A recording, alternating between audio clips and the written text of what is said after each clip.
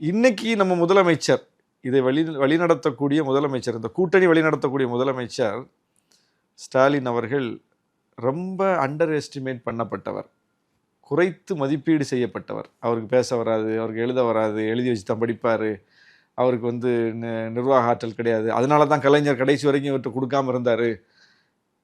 அப்புறம் கலைஞர் மறைவுக்கு பிறகு பாருங்கள் இந்த கட்சி பிளந்துரும், அழகிரி பெரிய கட்சியை தனியாக எடுத்துகிட்டு போயிடுவார், கனிமொழி பிரச்சனை பண்ணிடுவாங்க, அப்படி ஆயிரும் இப்படி ஆயிரும். அப்புறம் ஜோசியம் வேற நிறைய எல்லாம் சொல்லப்பட்டதில்ல. என்ன நடந்துச்சு, அவரிடம் கட்சி கொடுக்கப்பட்ட போது என்ன நிலைமையில் கொடுக்கப்பட்டது, ஒரு எம்பி கூட கிடையாது. அவரிடம் கட்சி கொடுக்கப்படும் போது ஒரு எம்பி கிடையாது அவர்கிட்ட. எடப்பாடியிடம் கட்சி கொடுக்கப்படும் போது 37 எம்பிக்களோடு கொடுக்கப்பட்டது. இவர்கிட்ட கட்சி கொடுக்கும்போது ஆட்சி கிடையாது, எதிர்கட்சியாக கொடுக்கப்பட்டது. அவர்கிட்ட கொடுக்கப்படும் போது ஆட்சியோடு கொடுக்கப்பட்டது.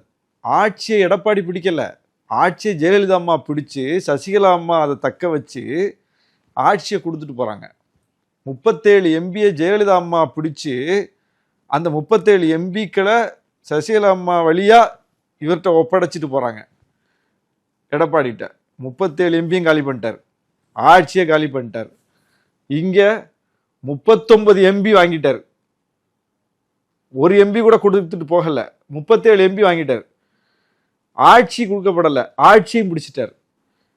அப்போ கம்பாரிசன்ல ஒரே ஒரு சின்ன மாற்று கருத்து மட்டும், ஆனா கட்சி ஸ்டாலின் அவர்கள் கையில இருந்தது. இங்க கட்சியை கைப்பற்றதுல எடப்பாடி பழனிசாமி அவர்களுக்கு ஒரு பெரும் போராட்டம் இருந்தது, அதையும் நீங்க ஏத்துக்கிறீங்கன்னா? அதுதான் லீடர்ஷிப்புங்கிறது. கட்சி எப்படி தானா சேர்ந்துருமா? அதுக்கு ஒரு கொள்கை இல்லையா? அந்த கொள்கையில உறுதி இல்லையா? ஒரு 4 கொள்கையை ஸ்டாலின் அவர்கள் விட்டு கொடுக்கட்டுமே, திமுக கொள்கையை. திமுக என்ன நடக்குன்னு பார்க்கலாம், பார்ப்போமா? ஒரு 5 கொள்கையை திமுகவுடைய அடிப்படை கொள்கையை சமரசம் செய்யட்டும், மாநில உரிமையில ஒரு 10 விட்டு கொடுக்கட்டும், பிஜேபி நீட்ல இடத்துல ஒரு 4 இடத்துல கையெழுத்து போடட்டும். திமுக என்ன ஆகுதுன்னு பாருங்க.